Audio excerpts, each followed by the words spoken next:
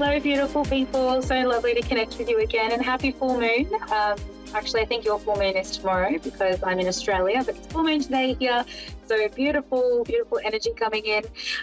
Today, I wanted to talk about my book, Soul Healing for the Starseeds. And I wanted to give a little demo on how you can use this book in your daily ritual with your children or the children that are in your life, if you have some. And just share how we can teach kids how to meditate, basically. So this is, I don't know if you get Soul Healing for the Starseeds, which you can also grab off my website. So what I created this book for was when I became a mum. I was a single mum and I had two little babies on my own. And I was finding it really hard to meditate. And for me, not being able to meditate made me feel disorientated and a little bit lost. So it was something that I really struggled with. And I was getting frustrated with spirit. I'm like, how can I incorporate this into my life? And one day I heard the voice, which I've only heard a few times in my life. And I call it the voice of God.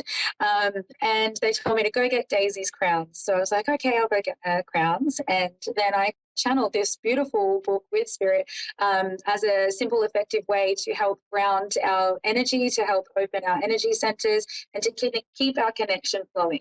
I did find that this all came about because the children, my kids, would be poking me in the eyes, they'd be vomiting as babies do, and I'd have to just embrace everything that was happening out in our outside surroundings in order for me to feel that groundedness and being able to connect still. So that's how it all came about. So I really encourage people when we get into this to not go into it thinking that you're going to have these perfect children that sit still and don't move and don't go crazy from time to time, but it's about really connecting with their energy and finding unique ways for you to be able to connect with them. So some children don't sit still. Some children like to move around, and that's why we incorporate the dance, or we incorporate sound therapy into this program. Little ritual that I've got. So I just wanted to say that with yours, if you do bring this into your life, to let them be silly, let them be wild, and allow them to just be who they are. What it's about, so with the starseed children, so I feel that starseeds are beautiful beings that have been sent from the higher realms. We've come to planet Earth, and often a lot of these starseed beings that are coming through, a lot more now, we go through life and we sometimes lose our connection a little bit, and it can be quite hard when we're not working with natural ways to balance our energy fields. So often these children get diagnosed or labeled with conditions, and they're put on medications and stuff like that, all of these things, which is numbing their ability in a way. So basically how this works is it's a way because I have a lot of clients that come in and say, I don't know how, I've got a gifted child, but I'm not sure how to continue to grow their gifts. So that's where this comes in, and it's a beautiful way to teach you how to do that. So I've written a little letter here at the start, which basically is what I've just told you about. And then what we do is I like to incorporate the oils into the space. So I like to use frankincense for the oil of spiritual truth. So what I'll do with me and my children is place it over our third eye, over the crown of our head, and on the roof of our mouth, connecting to those upper chakras. Then I like to use tea tree as it's a really beautiful oil for protection when we're working with spirit.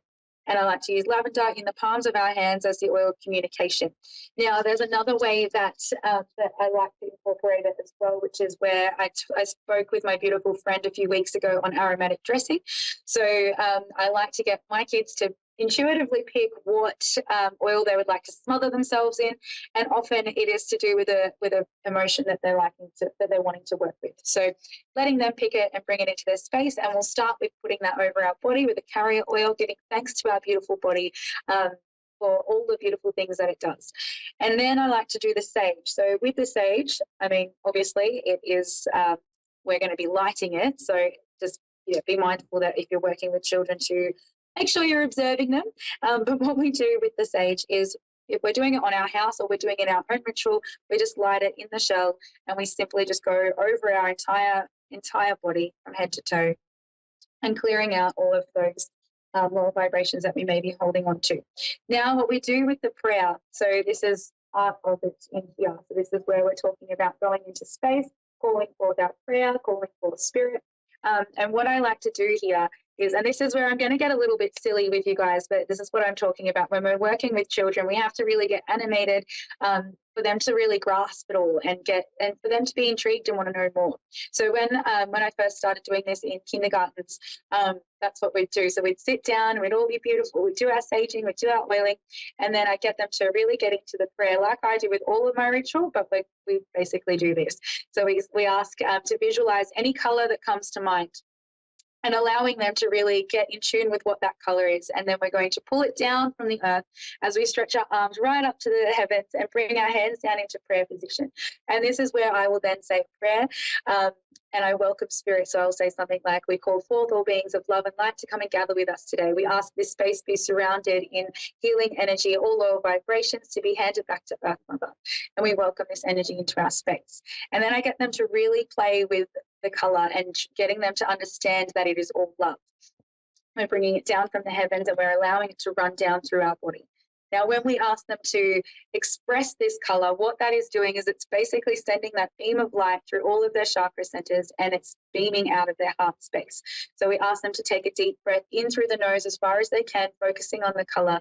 And as they exhale, expanding this light out as far as they can all around them, wrapping the beautiful world in this vibrant color in their own, their heart center, so the color of their heart, and wrapping the universe in that space. Now once we've expanded that right out of the room and all to the sacred mountains, the waters, whatever land that surrounds you, and stretching it out that far, we are then bringing back all of that love from Earth Mother and we're welcoming it into our heart. And this is one where I really like to ask the children what it is that they're needing to hear. So get them to place their hands on their heart, and I'll say, what is it that you need to hear today? And it is, if it's something like, I am happy, or I am loved, or I am beautiful, get them to play with those words. If you know intuitively what your child is craving, if they are feeling a little bit of a disconnect, like asking that I am balanced, or I am grounded, and saying things like that so that they can really reprogram their mind and let them know that they are loved and that they are safe, and that sometimes, this is what I explained to them as well, sometimes when these powerful beings come into this world, I just got hiccups. They can lose touch with who they are. So it's just really important to work with the affirmations around that space. And it can be an adjustment in their little human form with all this big energy. So once we've called that energy in, we've done our affirmations, and that's when we really pour all of the energy back into Earth Mother's heart space. So this is a really beautiful exercise to surrender, and this is something that I like to teach them. So when we're doing the surrendering exercise, I like to use drumming, and often I'll get my kids to drum as well. I don't have them here today, otherwise I'll get them to do it with you, but I do have videos of them on my Instagram doing this. But the kids really love the music. So I have found at kindies, when we do the drumming, they all sit so still and they do not want to move. And it's interesting to let them have a go at beating their own energy as well, because we start off like this. And then the children will come in and they'll want to really get the energy out. They'll be like, woo! So it's a beautiful thing to see. So when we're doing the surrendering, that's when I ask them, okay, so what are you feeling on the inside? So if they're feeling anger, if they're feeling sad, whatever it is that's a lower feeling for them that they want to release, then we teach them about the surrendering exercise. So that's when we go outside and we when I do it as an adult, I like to really connect and really visualize the energy pouring out through the palms of my hands. But with children, that's where we get the animation going on, and we basically call forth that energy. So let's say it's anger. I release all of my anger, and I get them to stretch their arms up to the ceiling like we did at the start, and stretch forward and really pound their hands like they are drumming on the earth, and to really expel that energy. Once they've done that, then that's when I really ask them to just take a deep breath while they are bowing down on Earth Mother's floor, and welcome all of that nurturing energy back up through their heart space, reminding them that she is warm and that she is safe, and asking to send that love back up through all the layers of the earth. And it's just a really beautiful way for them to know that they are grounded. There's also more when we talk about expanding our wings to really open their auric field and getting them to breathe that out, because it is important for them to really allow their energy to be expanded so that they're not feeling so overwhelmed in their little human forms.